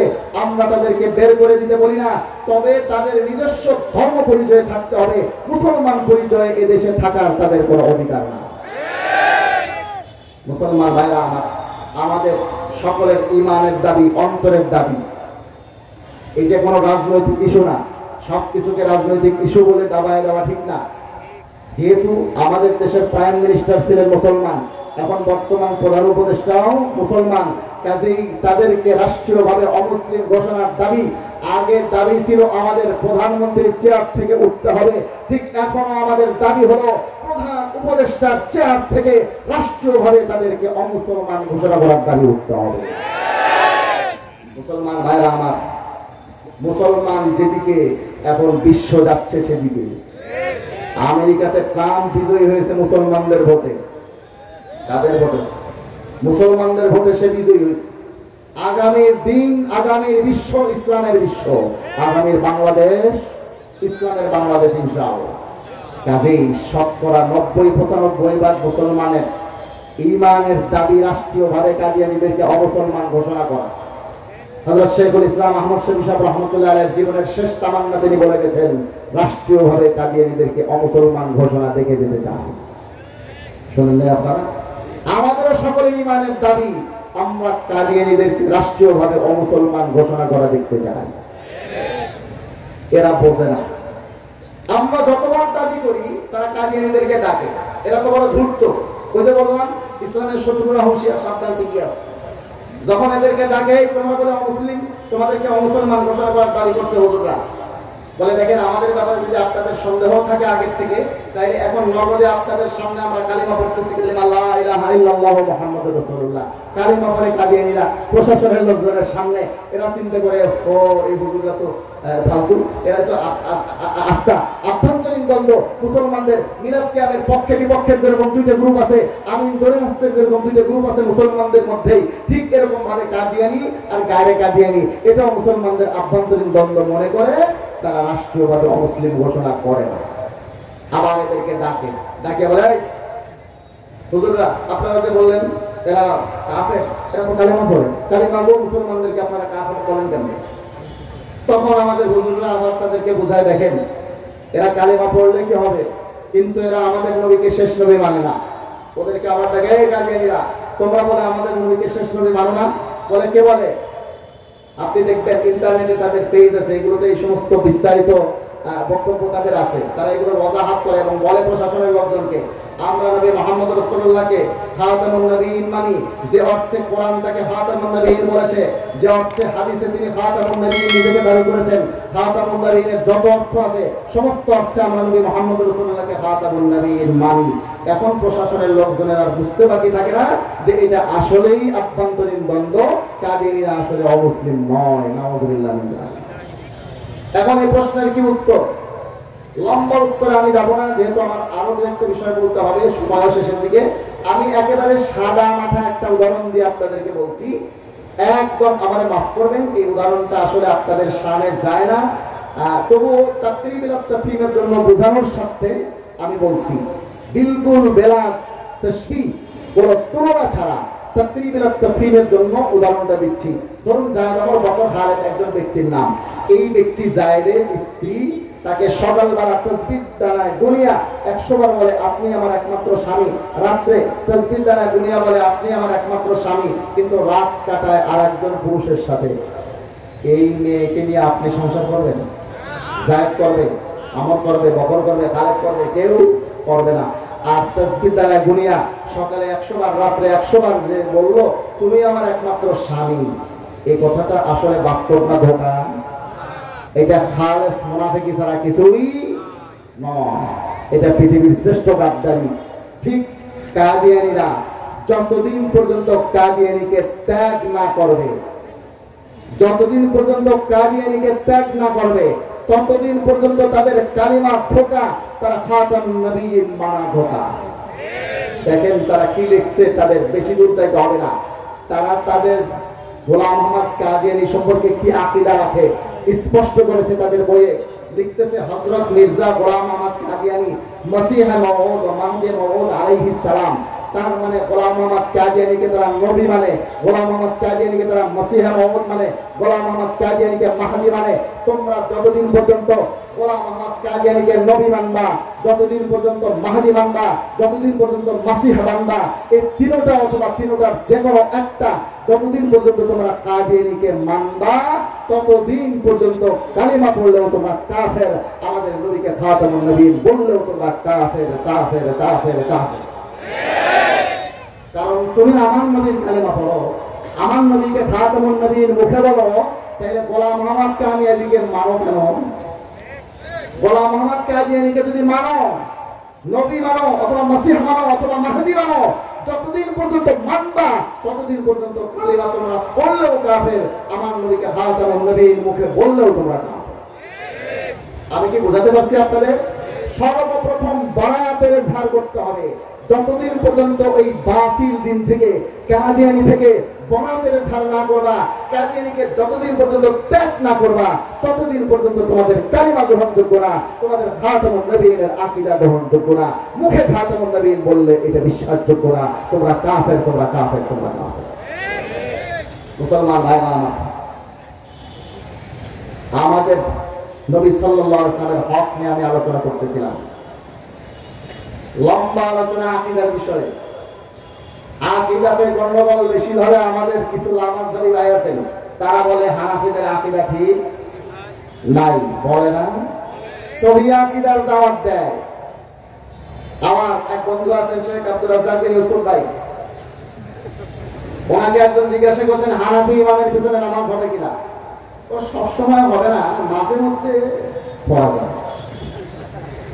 সমস্যা কি? ওনার সমস্যা হলো যে তাদের আকীদা ঠিক নেই। বললাম বাপরে বাপ, সহিহ আকীদার ফেরিওয়ালা। যাদের আকীদা আল্লাহর ব্যাপারে গলত, যাদের আকীদা কালিমার ব্যাপারে গলত, যাদের আকীদা রাসূলের ব্যাপারে গলত, যাদের আকীদা সাহাবীদের ব্যাপারে গলত, যাদের আকীদা আখিরাতের ব্যাপারে গলত। আমি এক একটা হেডলাইন বলছি যেটার উপরে আলোচনা করতে এক একটা বিষয়ে কমপক্ষে আধা ঘন্টা থেকে 1 ঘন্টা লাগবে। সংক্ষেপে বললেন, বহু বছর পর পরে আমি আপনাদের এই সম্মেলনে দাওয়াত পাই। অনেক বছর আগে একবার আসছিলাম, আবার যদি কোনোদিন আসি, ভুল ক্রমে দাওয়াত পাইয়া যাই, তাহলে বাকি আকীদাগুলো নিয়ে ইনশাআল্লাহ আলোচনা করব। আমার নবী হকগুলোর মধ্যে অন্যতম হক হলো নবীর উপরে সঠিক আকীদা রাখা। কাজেই যারা মনে করে নবী মাসুম না, তাদের আকীদা বুঝি ঠিক আছে? ঠিক আছে? যারা মনে করে নবী মাসুম না, তাদের আকীদা ঠিক আছে? আমার লামাযহাবী শায়েখ বন্ধুরা বলেন নবীজিও ভুল করেন, এমনকি নবুয়তের ব্যাপারে, রিসালাতের ব্যাপারেও তিনি ভুল করেছেন। স্পষ্ট বক্তব্য তাদের আছে। এবং নতুন আরেকটা ফেরকা বাইর হইছে, এটা আদি ফেরকা। আছে আছে আছে। আমি নবীর 1 নম্বর হক বলছিলাম কি? নবীকে মহব্বত করা। নবীর 1 নম্বর হক কি ছিল? নবীকে মহব্বত করা। আচ্ছা, নবীকে আমি মহব্বত করি, কিন্তু নবীর ওয়ারিস যারা, আওলাদ যারা, তাদেরকে আমি গালি দিই। হযরত ফাতেমাকে যদি কেউ গালি দেয়, হযরত হাসান হোসেনকে কেউ গালি দেয়, তার ইমান থাকবে? সে নবীকে মহব্বত করে প্রমাণ হবে? একজন আপনাকে খুব ভালোবাসে, কিন্তু আপনার বাপকে পিটায়, আপনার মাকে পিটায়, আপনার ছেলেকে দেখলে গালি দেয়, আপনার মেয়েকে দেখলে গালি দেয়, আপনার স্ত্রীকে দেখলে গালি দেয়, তাহলে সে কি আসলেই আপনাকে ভালোবাসে? মুসলমান ভাইরা আমার, স্পষ্ট হাদিসে আছে ইন্নাল উলামা ওয়ারাসাতুল আম্বিয়া। যারা নবীর দ্বীনের দাওয়াত দেয় বলে দাবি করে আর এই সমস্ত ওলামায়ে কেরামকে গালি দেয়, ওলামায়ে কেরামের গায়ে হাত তোলে, তারা কি আসলেই নবীর দ্বীনের দাওয়াত দেয়? তারা আসলেই নবীকে মহব্বত করে? মুসলমান ভাইরা আমার, নবীর মহব্বতের দাবি করে নবীর ওয়ারিসদের সাথে যারা থাকে না, নবীর ওয়ারিসদেরকে যারা গালি দেয়, তারা কখনো নবীকে মহব্বত করার দাবি করতে পারে না। এখন আসুন, আমাদের এই এতাআতি ভাইরা, তারা হযরত মাওলানা সাদ কামিলাবি হাফিজাহুল্লাহ তাআলা ওয়া হাদাহুল্লাহ তাআলা এতাআত করেন। তারা আল্লাহর দ্বীনের তাবলীগ করেন না, তারা তাবলীগ করেন মাওলানা সাদ সাহেবের নজরিয়া চিন্তাধারা। এরা এটাকে বিএনপি আওয়ামী লীগের মতো রাজনৈতিক দল বানিয়েছে। আমরা এই দলে আছি, বাস এই দল করব। সাদ সাহেবের বিরুদ্ধে বললে তারা বলে যে এটা গীবত শিকায়ত করতেছে।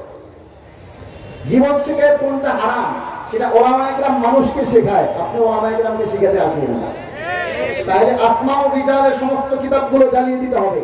আসমাউ রিজালের কিতাবগুলোতে স্পষ্ট উল্লেখ আছে অমুক রাবী দাজ্জাল, অমুক রাবী কাজ্জাব, অমুক রাবীর হাদিস গ্রহণ করা যাবে না, তার এই দোষ, তার এই দোষ। যে সমস্ত মানুষ মানুষের ঈমান ধ্বংস করে, যাদের আকীদা, যাদের বয়ান মানুষকে দ্বীন থেকে দূরে সরায়, আল্লাহর উপরে আকীদা বিশ্বাসে গন্ডগোল সৃষ্টি করে, নবীর উপরে আকীদা বিশ্বাসে খলল সৃষ্টি করে, আকীদার মধ্যে ত্রুটি ঘটায়, মানুষকে গোমরা করে, পথভ্রষ্ট করে, তাদের ব্যাপারে মানুষকে বলা এটা উলামায়ে কেরামের উপরে ঈমানি দায়িত্ব, এটা তাদের জন্য একটা ফরজ দায়িত্ব। এটা হারাম না, এটা গীবত না। মুসলমান ভাইরা,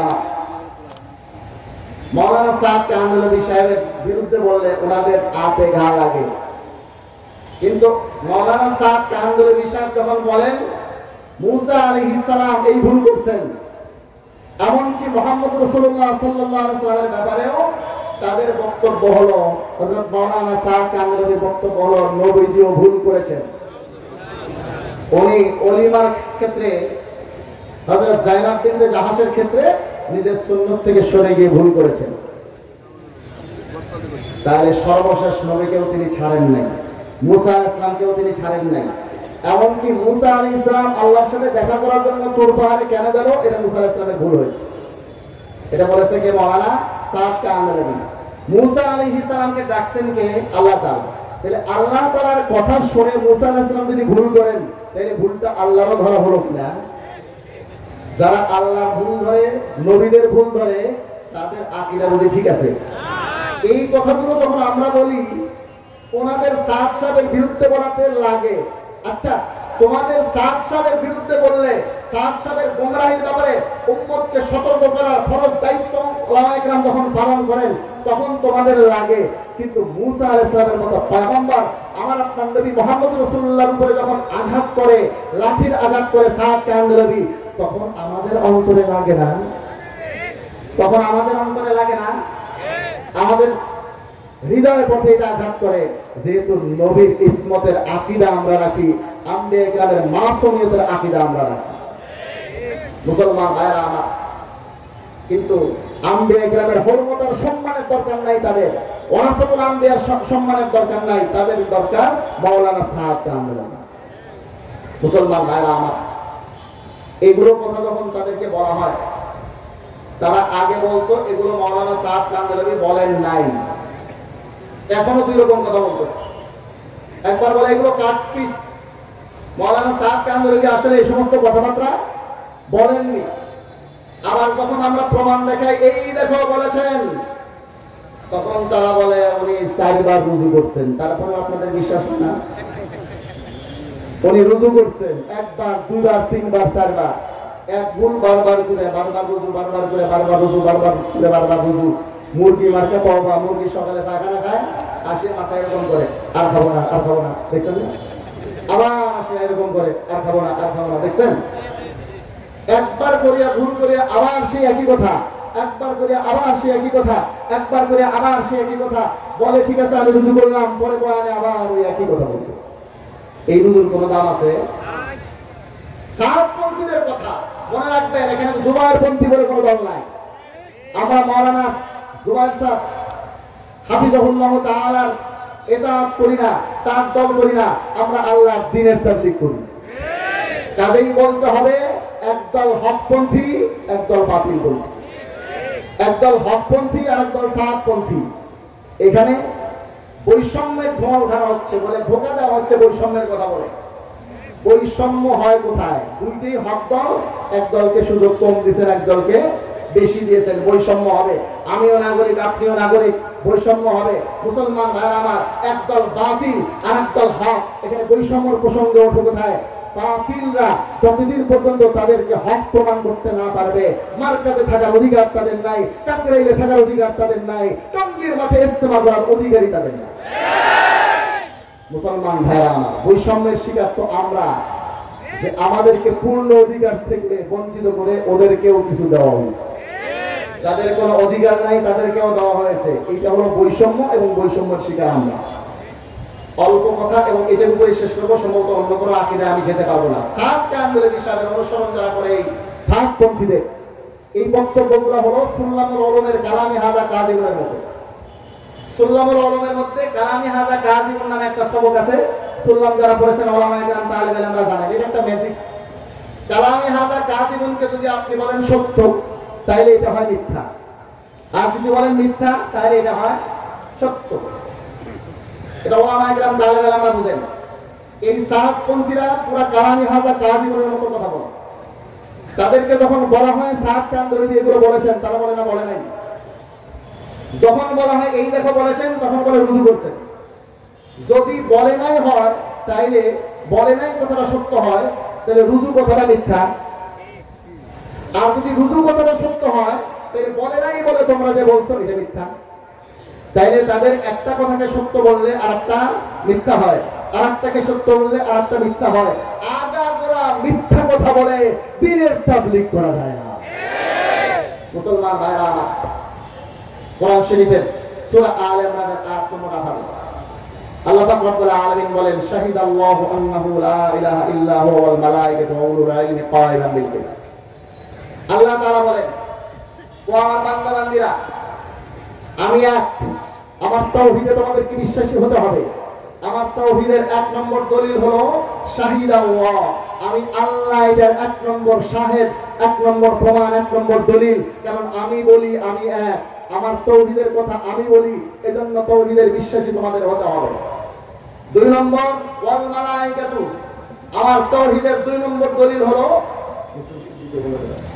আমার তাওহীদের 2 নম্বর দলিল হচ্ছে ফেরেশতারা। ফেরেশতারাও মানে, ফেরেশতারাও সাক্ষী দেয় আমি এক। আল্লাহ তাআলা বলেন, আমার একত্ববাদের 3 নম্বর দলিল ওয়া উলুল ইলমি, ওলামায়ে কেরাম। ওলামায়ে কেরামও বলে আমি এক। কাজেই আমার একত্ববাদ আর তাওহীদকে তোমাদেরকে মানতে হবে। তাইলে আল্লাহ তাআলা ওলামায়ে কেরামকে নিজের একত্ববাদের দলিল, তাওহীদের হক্কানিয়তের দলিল হিসেবে পেশ করেছেন। অতএব আল্লাহ তাআলার কোরআনের 3 নম্বর পারা 3 নম্বর সূরা সূরা আলে ইমরানের 18 নম্বর আয়াতের বক্তব্য হলো, ওলামায়ে কেরাম যেদিকে হক সেদিকে, ওলামায়ে কেরাম যেদিকে নাই হক সেদিকে। ওরা বলে আমাদের সাথেও ওলামা আছে, আমাদের সাথেও আলেম আছে। আমি বলি 100 ভাগ সত্য বলে, আলেম তাদের সাথেও আছে, তারা আলেমদের সাথে নাই। মুআজ বিন নূর, মুআজ স্পেস নূর স্পেস, শুনছেন না বক্তব্য?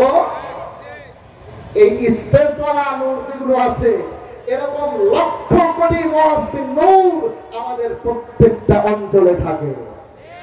এই ধরনের গুন্ডাগিরি করে দ্বীনের তাবলীগ করা যায় না। আল্লাহ পাক রব্বুল আলামিনের স্পষ্ট বক্তব্য হলো, ওলামায়ে কেরামকে ওলামায়ে কেরাম যেটাকে হক বলবে সেটা হক, ওলামায়ে কেরাম যেটাকে বাতিল বলবে সেটা বাতিল। অতএব আমরা তাবলীগ করব কোন দিকে? ওলামায়ে কেরাম যেদিকে আছেন সেই দিকে। এই বাতিল সাতপন্থী যারা যেদিকে আছে সেই দিকে আমরা থাকবো না। মুসলমান ভাইরা আমার, 2টা হাদিসের হাওলা দেব, বুখারী শরীফ জিলদে সানি এবং বুখারী শরীফ প্রথম খণ্ডে এবং মুসলিম শরীফ দ্বিতীয় খণ্ডে। মুসলিম শরীফ দ্বিতীয় খণ্ডে এই হাদিস শরীফটা 77 নম্বর পৃষ্ঠায় উল্লেখ রয়েছে। হযরত আবু হুরায়রা থেকে বর্ণিত এই হাদিস আমরা ঘটনামূলক তো সবাই জানি, বাংলাটা সবার জানা আছে। আন আবি হুরায়রা আন নবী সাল্লাল্লাহু আলাইহি ওয়াসাল্লাম قال, হযরত আবু হুরায়রা থেকে বর্ণিত আল্লাহর নবী সাল্লাল্লাহু আলাইহি ওয়াসাল্লাম বলেন, বাইনামা ইমরাতান মাহুমা ইবনাহুমা, 2টা মেয়ে একসঙ্গে বসে আছে, তাদের সঙ্গে তাদের ছেলেরাও আছে। যা আদিবু, এই অবস্থায় বাঘ আসলো। বাঘ আসিয়া একজনের, পুরো আরবি পড়তে গেলে সময় লাগবে, একজনের ছেলেকে নিয়ে চলে গেল। একজন বয়সে একটু বড় ছিলেন আর একজন একটু ছোট। হযরত দাউদ আলাইহিস সালাতু ওয়াত তাসলিমের কাছে যখন মুকদ্দমা দায়ের করা হলো, ফাতাহাকামা ইলা দাউদ আলাইহিস সালাতু ওয়াস সালাম, তো হযরত দাউদ আলাইহিস সালাম কোন পরিণা দেখে ফাকাযা বিহি লিল কুবরা, বয়স্ক মেয়েটাকে ছেলেটা দিয়ে দিলেন। এই ফয়সালা করে ফাখরাজাতা আলা সুলাইমান ইবনে দাউদ আলাইহিস সালাতু ওয়াস সালাম, দুনো মহিলা আসছে হযরত সুলাইমানের সামনে। হযরত সুলাইমান বলছে, আমার আব্বা কি ফয়সালা করেছেন? বলে এরকম ফয়সালা, বড়জনকে দিয়ে দিয়েছেন। উনি বলছেন, আমার কাছে তো বিকল্প একটা ফয়সালা আছে। সব শুনছেন, শুনে উনি বুঝতে পেরেছেন আসলে এখানে কোনো গন্ডগোল আছে। বলে আমার কাছে বিকল্প আরেকটা ফয়সালা আছে। কি ফয়সালা? ফাকাহিতুনি বিসুকিল ওয়া চাকু আনো তো চাকু আনো। বলে এই ছেলেটা কেটে আমি 2 টুকরো করে দিই, অর্ধেক দেব বড়টাকে, অর্ধেক দেব ছোটটাকে। তখন বড়টা আর কিছু হয় না, বড়টা চুপ, বড়টা চুপ। ছোটটা কি বলে? ফাকালাতিস সুবরা আল্লাহ, বলে না না না, কখনো না, এই ছেলেকে আপনি চাকু দিয়ে কাটতে পারবেন না। রাহমাতুল্লাহ, আল্লাহ আপনার উপরে রহম করেন। আপনি চাকু আনবেন না, একে কাটবেন না। এই ছেলে বেঁচে থাক, আমার কাছে না থাক, এই ছেলে আমার না। ছোটটা বলে এই ছেলে তার, এটা আমার। এই বড় বোনের বয়স্ক যে মেয়েটা আছে তার দিকে ইশারা করে বলে, মেয়েটা ওর, ওকে দিয়ে, ছেলেটা ওর, ওকে দিয়ে দেন, আমাকে দেবেন না। সন্তানটাও বেঁচে থাক, আমার কাছে না থাক, ওই মেয়ের কাছে থাক, তবুও সে বেঁচে থাক। হযরত সুলাইমান আলাইহিস সালাম তখন ফয়সালা করে দিলেন ছোটটার জন্য, যে ছেলে ছোটটা। মুসলমান ভাইরা আমার, কেন দিয়েছেন? কারণ তিনি লক্ষ্য করেছেন ছোট মেয়েটার সন্তানের প্রতি, এই ছেলের প্রতি যে দরদ, বড়টার সেই দরদ নাই। বড়টা চাইতেছে আমার ছেলেকে তো বাগে নিয়েছে, ছোটটাকে কেটে সুলাইমান টুকরো করবে, আমারও ছেলে থাকবে না, ওরও ছেলে থাকবে না। ইন্নাল বালাইদা আম্মা থাম্মাত, মুসিবত দুইজনের উপরে আসলে একটু হালকা হবে। সে চাইতেছে ছেলেটা যে কোনো রকমে কাটা যাক, আমার ব্যথাটা একটু হালকা হবে। কিন্তু ছোটটাই দেখছে সন্তান তো আমার, একে কেটে দুই টুকরা করে অর্ধেক মরা সন্তান নিয়ে আমি কি করব? আমার ছেলে তার কাছে থাক, তবুও পৃথিবীতে বেঁচে থাক, জীবিত থাক। আমার একটা কথা আপনারা বিবেচনা করবেন, হযরত মাওলানা সাদ কামনেলভী, যদি এই ছোট মেয়েটা তার সন্তানের প্রতি দরদ ছিল, আল্লাহর দ্বীনের প্রতি, দাওয়াত ও তাবলীগের এই মোবারক কাজের প্রতি তার এতটুকু দরদ যদি থাকতো, সে সব কিছু জানে, চোখে দেখতেছে মার্কার রক্তাক্ত হচ্ছে, টঙ্গীর ময়দান রক্তাক্ত হচ্ছে, ছেলে পিতার মধ্যে দ্বন্দ্ব হচ্ছে, জামাই শ্বশুরের দ্বন্দ্ব হচ্ছে, মসজিদের ইমাম মুয়াজ্জিনের আর মুসল্লির গন্ডগোল হচ্ছে, গোটা উম্মাহ ভেঙে টুকরো টুকরো হচ্ছে, খান খান হয়ে যাচ্ছে। কিন্তু সাদ কামনেলভীর তাতে কিছুই যায় আসে না। মার্কাজ নিজামউদ্দিন দিল্লি ভেঙে চুরমার হয়ে গেলে যায় আসে না, মার্কাজ টুকরো টুকরো হলে যায় আসে না। আজকেই বাইতুল মুকাররমে গন্ডগোল হচ্ছে, আপনারা শুনেছেন, সব জায়গাতে গন্ডগোল, রক্তাক্ত পরিস্থিতি একমাত্র একটা ব্যক্তির ইমারতের কারণে। তার যদি বিন্দু মাত্র আল্লাহর দ্বীনের প্রতি, দাওয়াত ও তাবলীগের মেহনতের প্রতি দরদ থাকতো, তিনি আমিরত্ব ত্যাগ করতেন, যে আমার আমিরত্বের দরকার নাই, উম্মতের মধ্যে রক্তক্ষয় সংঘর্ষ থেমে যাক। কিন্তু মুসলমান ভাইরা আমার, এতটুকু দরদ তার নাই। আল্লাহ তাআলা হেফাজত করেন এই ধরনের কোন ব্যক্তি, আর যাই হোক উম্মার রাহবার হওয়ার যোগ্যতা আল্লাহ তাআলা হেফাজত করেন।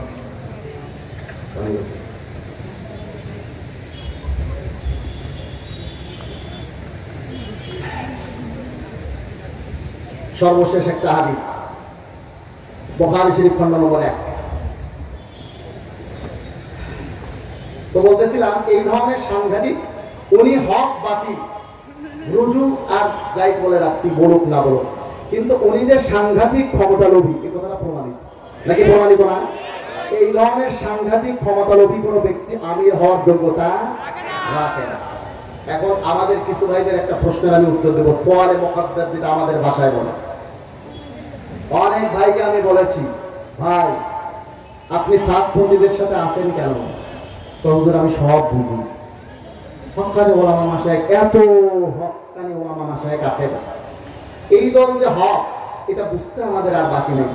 কিন্তু আমি তাবলীগের কাজ পেয়েছি এই অমুক মুবাল্লিগের মাধ্যমে, দাওয়াত ও তাবলীগের এই মেহনতে আমি আসছি অমুকের মাধ্যমে।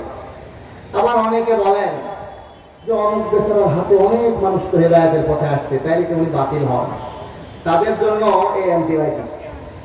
বুখারী শরীফ খণ্ড নম্বর 1 পৃষ্ঠা নম্বর 431, হাদিস নম্বর 2963, এটা মেইন কিতাবে। আর আপনি যদি গুগল ইন্টারনেটে দেখেন 3063 নম্বর হাদিস হিসেবে পাবেন, 3063 গুগল। একজন ব্যক্তি এক যুদ্ধে জিহাদে খুব কাফেরদেরকে হত্যা করতেছে, একে মারে ওকে মারে, হাজারো কাফেরদেরকে হত্যা করছে, কিন্তু শেষ পর্যন্ত আত্মহত্যা করছে। আত্মহত্যা করলে সে জান্নাতে যায় না জাহান্নামে যায়? আল্লাহর নবী তখন এই হাদিস বলেছেন, রাসূল করিম সাল্লাল্লাহু আলাইহি ওয়াসাল্লাম এই হাদিস শরীফটা ইরশাদ করেছেন। একটু নম্বরে বোধহয় আমার ভুল হয়েছে, নাম্বারটা আমি আরেকটু সংশোধন করে দিচ্ছি। 2963 বলছে, এটা 65 হবে। আর আপনি যদি গুগলে চান তাহলে 3062 নম্বর, 3062 নম্বর হাদিস হিসেবে পাবেন। ইন্নাল্লাহা লা ইউআইয়িদু হাযা দ্বীন বিরাজুলিল ফাজির, যে আল্লাহ তাআলা এই দ্বীনের সহযোগিতা অনেক সময় ফাজির ফাসিকের মাধ্যমেও নেন।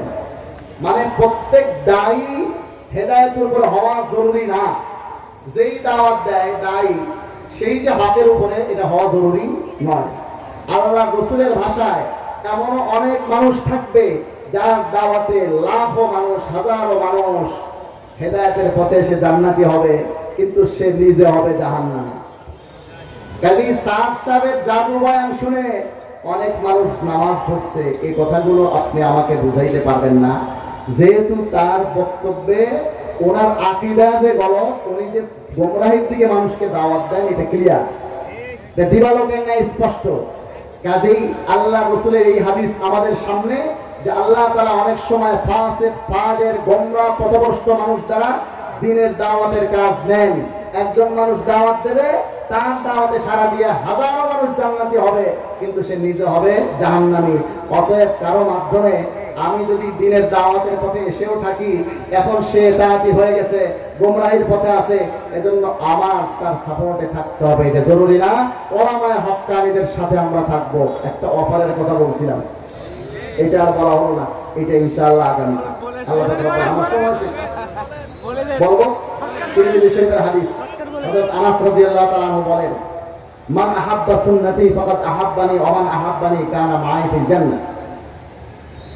যে ব্যক্তি আমার সুন্নতকে মহব্বত করলো, সে আমাকেই মহব্বত করলো। যে আমাকে মহব্বত করলো, সে আমার সাথে জান্নাতে থাকবে। মান থেকে শিখলাউলের মধ্যে হাদ্দা হাসান সোহরাল মাহমুল হক কোবরার মওজুদ।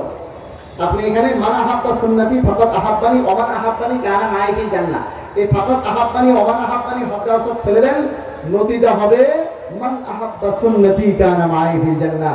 যে আমার সুন্নতকে মহব্বত করবে, সে আমি নবীর সাথে জান্নাতে থাকবে। আজকের এই কওমি সম্মিলিত কওমি পরিষদ দিনাজপুরের এই সম্মেলন থেকে আমরা উদ্যোগ নিই, এখন থেকে প্রতিজ্ঞা করি ইনশাআল্লাহ আমরা সুন্নতকে মহব্বত করবো। তো ইনশাআল্লাহ সুন্নতকে মহব্বত করলে সুন্নত ওয়ালাদেরকে মহব্বত করতে হবে, ওলামায়ে কেরামকে মহব্বত করতে হবে, মাদারিসকে মহব্বত করতে হবে। করবো তো ইনশাআল্লাহ? কারা কারা করেন হাত তোলেন, আল্লাহ পাক রব্বুল আলামিন কবুল করেন, আল্লাহ তাআলা কবুল করেন, আল্লাহ তাআলা কবুল করেন। হাত নামান। আল্লাহ তাআলা সুন্নতকে মহব্বত করে, সুন্নত ওয়ালাদেরকে মহব্বত করে, ওলামায়ে কেরামের সাথে থেকে কাল কিয়ামতের ময়দানে নবীর সাথে এবং ওয়ারাসাতুল আম্বিয়া ওলামায়ে কেরামের সাথে আমাদেরকে জান্নাতে থাকার তৌফিক দেন। যার সাথে যার মহব্বত, তার সাথে তার কিয়ামত। থাকবেন ওলামায়ে কেরামের সাথে, থাকবেন ওলামায়ে কেরামের সাথে। আল্লাহ তাআলা কবুল করেন। আসসালামু আলাইকুম ওয়া রাহমাতুল্লাহি ওয়া বারাকাতুহু।